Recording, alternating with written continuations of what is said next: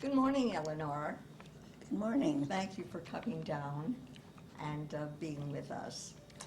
We'll start immediately, and I'm going to ask you, what is your full name? Eleanor Schiff, Schiff. I have no middle name. And the family that came early in the century, did they have the same name as you do? Well, my maiden name, yes, of course. What was that, Eleanor? My maiden name was Schiff. Oh, your maiden name was Yes, Schiff. without, I spelled it differently, Schiff. And my father and mother came to this country, and their name was the same. So that there was no change. Many names were changed when they came to this Yeah. country. Does the name have a special meaning? I don't think so. In German, it means ship, Uh-huh. but that's all I know. I see. Where were you born, Eleanor? In Lorain, Ohio. Oh. And who were the first family members to come here? My father's brothers, and some went one other places, and one brother went to Lorain, Ohio, and so my father came there. My mother actually came ahead. They didn't know each other then, and she came to Cleveland, Ohio, and then subsequently to Lorain. I see. What motivated them to come? Well, they just wanted to get out of Europe. And my father was from Lithuania, and my mother was from Odessa, Russia. And when they came here, what did they do to earn a living? My father, his brother was in the jewelry business, and so that's what he went into. And so later on, he went into the grocery business. I see. So your parents were both born in Europe? Yes. They both came here, and they made a nice living here? Well, they struggled for the first years, as a lot of people did. I see. What was it like for you growing up? Well, I had two sisters, and I lived in a very loving family, very active. My father was active in politics, and they were also active in the community and in the temple. And my mother was president of Hadassah, and my father was safety director in Lorain, Ohio. So it was a very busy household. Yes, it certainly seems like it. What do you remember most about growing up? Everything was good. I remember it was a very active family, and so we were very active, and my sisters and I were close. I was the middle one, and I used to complain about that a lot, saying the oldest one got everything and the youngest one was babied. And then there was my schooling and high school, and it was a very happy time for me. And We were a part of the whole community, not just the Jewish community, but a part of the whole community. As a matter of fact, my mother was the first woman to drive in Lorain, Ohio. oh my. I was just going to ask what kind of neighborhood you grew up in, and you answered that. Was it made up of different ethnic groups? Yes. It was. Did your family belong to a synagogue? Yes. They did. And was going to the synagogue important? Yes, It was. that was our social life. I see. Were you happy to be a Jewess? Yes. You were. What was your Jewish educational background? Well, of course, we went to Hebrew school, and then the temple, and as I say, that was our social life. So we didn't miss out on that. In what way was your family a traditional or not a traditional Jewish family? Traditional, I think, yes. Your lives revolved around the synagogue? Yeah, not only around the synagogue. It was as I say, my parents were very community-minded. So, Were you aware of any anti-Semitism? no, You're not. to this day, I am a very, very, very fortunate person. I have never once in my whole life encountered any anti-Semitism. And my friends here, when we talk about it, they say that I just have a different outlook. Somewhere along the line, I must have encountered some, but I tell you, I did not. You're very fortunate. Tell us about your involvement in the agencies of the Jewish community. Well, I've always been very active in them, and I was the president of a sisterhood, but I don't know, I was just on a lot of boards, and even if I wasn't, it was very vital that I be a part of things. I think JFS is one of the outstanding organizations in the city, and so I've always been a Hadassah, and I never was very active in orator, but I supported them. Wonderful. Were you or your husband a veteran of the war? No, Neither. no. I see. And how do you identify with Israel? Well, I'm a very vital believer and supporter of Israel. And how do you see the city of Milwaukee Jewish community in the present and in the future? Well, I'm very proud of our Jewish Milwaukee Jews. I just think they've done an outstanding job. As a matter of fact, last night when I was watching Channel 10, and at the end of the program, with all the credits and everything, give the people that were responsible for the program, I could not get over the number of Jewish people that supported this. And that's the way I feel about the Jewish community. I think they do the right thing in the right way. Great.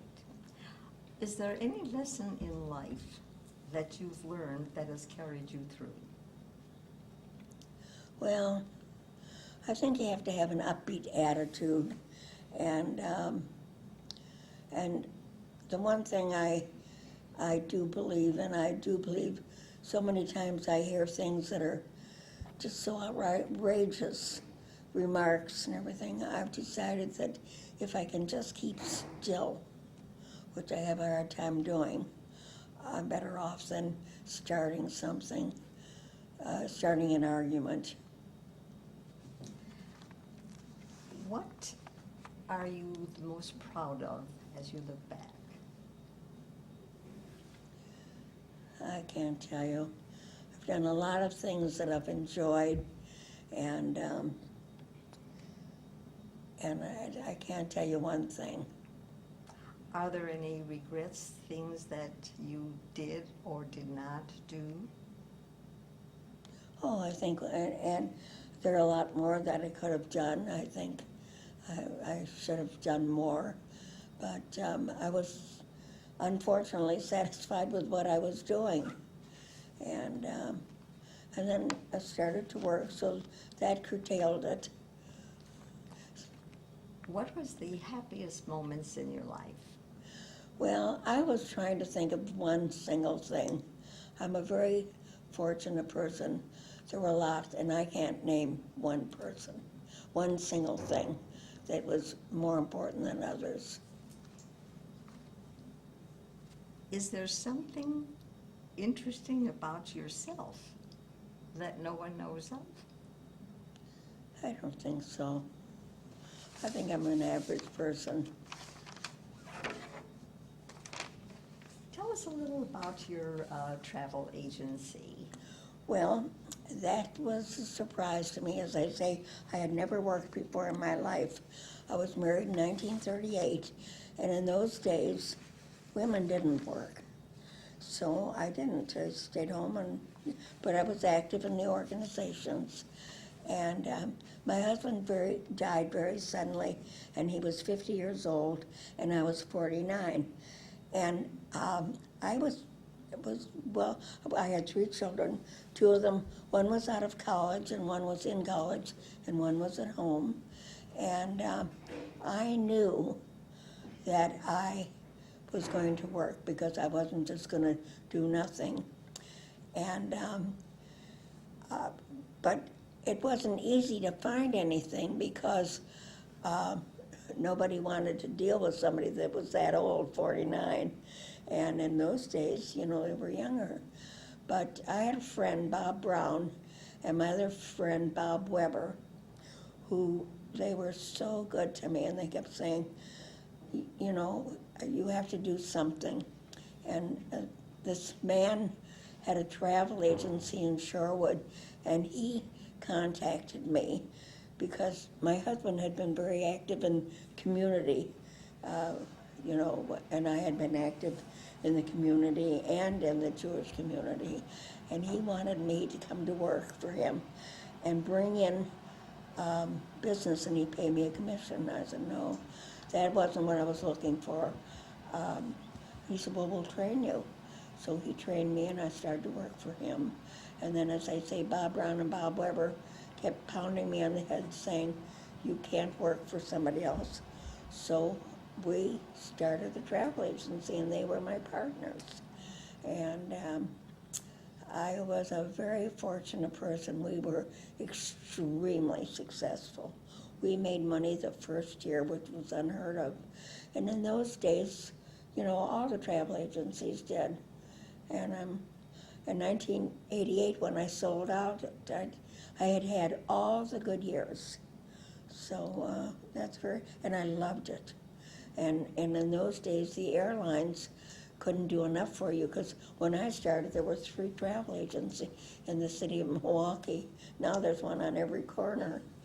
But, and so I've been all over the world, because like when China opened up, Northwest took 6 agents from the state to China, and I was one of them. And that was they always kept giving us things. So that was a very fortunate That's great. experience. I understand that you are very interested in the Milwaukee Jewish Historical Society. Yes, I loved it. I just loved it. And until this unfortunate accident, a thing that happened to me, I was there every Monday, and they claimed that I was a big troublemaker, but that I kept them on their toes, but I loved it. That's great. And what was your role in the Federation's Women's Division? Well, I was co-chairman with Esther Cohn on the telethon, and she kept pounding me on the head saying, you're going to do this, and so then I went on to do a lot of things there. That's great. And what about now? Are you still involved in the Federation? No. The other thing I did was I was very, very active in the Shorewood school system. I could not believe that at age 80, they called and asked me to be on the long-range planning committee for the Shorewood schools. And I kept telling them they made such a mistake. And they said, no, they didn't. So what was so exciting about that, everybody was young. It was just so terrific. And I listened for a while, and then I really did have a role. And the other thing I have enjoyed is I've always been very active in the Shorewood Library and been on their board. And I just recently resigned from that. But, so it's just been an all-round. And were there any other activities in the village of Shorewood that you were involved Well, with? I was president of the PTA, and my husband was on the Shorewood School Board. And so we were active in the politics of Shorewood.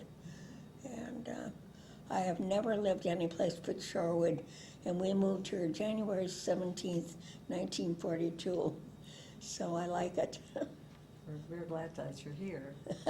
Does the name Neil Folberg bring up Leo? Neil? Neil, that's my nephew. I know. Oh, in fact, I just sent him an email yesterday. He's doing a new photography in France. The woman that owns Carnival Cruise Lines has commissioned him, and Bridget Brown and Linda Frank, that's Linda Grossman Frank, each just bought a new one of his photographs, and they say it's just exquisite. Now, I have every one of the books that he's done, and so in the email I sent him yesterday, I wondered if he was going to have a book on the France stuff. I know that Barbara Cole Spiro, they go to Israel, and they go there all the time, and they bought a lot of his things. They're exquisite. You're very proud of him and should be.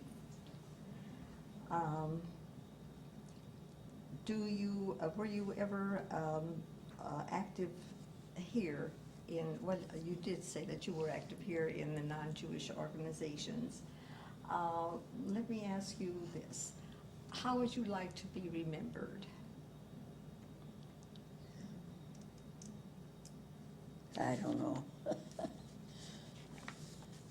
I just not negatively, Oh, God forbid. just with a positive. I just feel that I always tried to be a part of an organization. In fact, a funny story, when I was working with my agency, I always felt I wanted to do something. So one day I was telling somebody that on Saturday morning I took these two older women grocery shopping. They lived on Murray. And after maybe a few weeks, one of my friends called up and said, "Listen, they're a lot younger than you are. Don't call them older women." But I don't know. I just felt I wanted to be a part of a vital part of a community. Is there anything that you wanted to talk about that we didn't get to? I don't think so. I think I've been very fortunate. I have 3 children, 3 adult children, and I feel blessed because they care, and they've all been active, and nice things have happened to them, and so I've enjoyed that.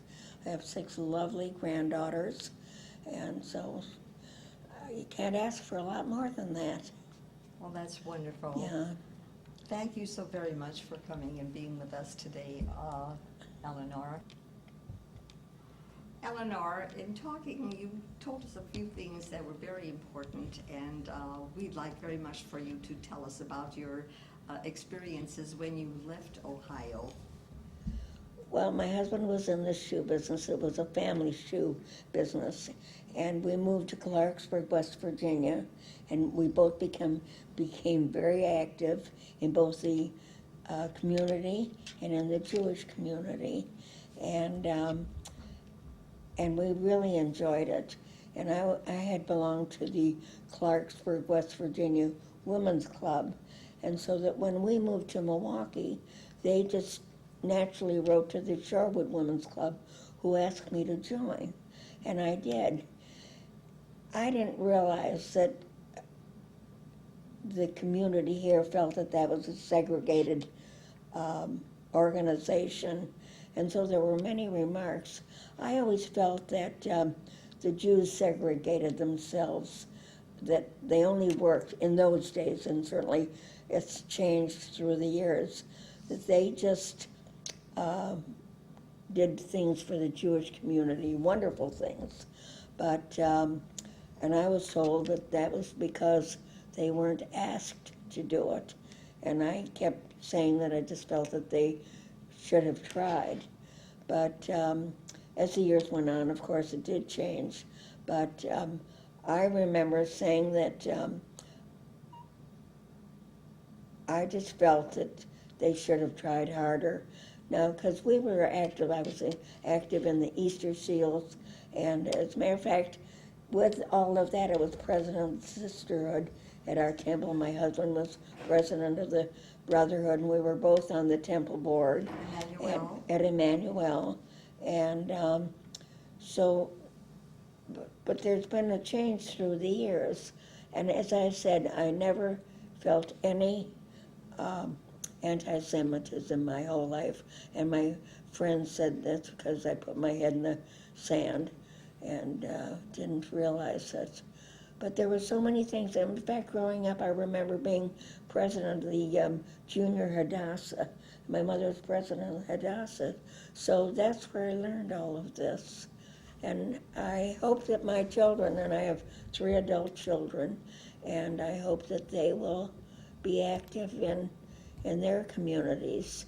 And they're not nearly as, not that I'm so Jewish or anything, but I do belong to a temple, and I'm not always so sure about which ones they belong to, but I've learned that if you don't say anything, you don't have to regret having said it. So, but I'm fortunate. I have the 3 children who care, and you can't ask for much more than that. So, Are there any other parts of your life that you would like to recall? well, there were an awful lot of good years, and so I've always felt you live by counting your blessings, and I have had a lot of blessings. It was my sad part was that my husband, who at age 50 had nothing, because life really is for the living, and we went on and lived our lives and missed him, of course, but it was he who never had anything more. But when you think about the people and your dear, dear friends who are suffering with all these horrible things, Phil never had a sick day in his life. He just died of a heart attack, and that was it. He had no pain. But I have wonderful friends. I just have just really great friends, and both in the Jewish and non-Jewish community still to this day. But I'm grateful for everything I have, and thank you. You're very welcome, and thank you so much, Eleanor. Okay.